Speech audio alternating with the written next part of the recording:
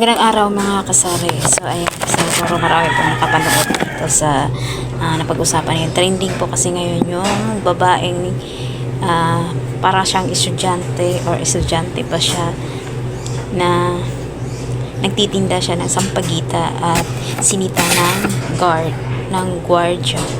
So napanood ko po yung video, parang nakakaano naman, nakakadismaya na ginaganon po yung nagtitinda ng sampagita. Pero hindi natin alam yung buong katotohanan kung ano po talaga. Kasi marami pong kumakalat ay hindi po siya estudyante. Ano? Pero hanggang pa man,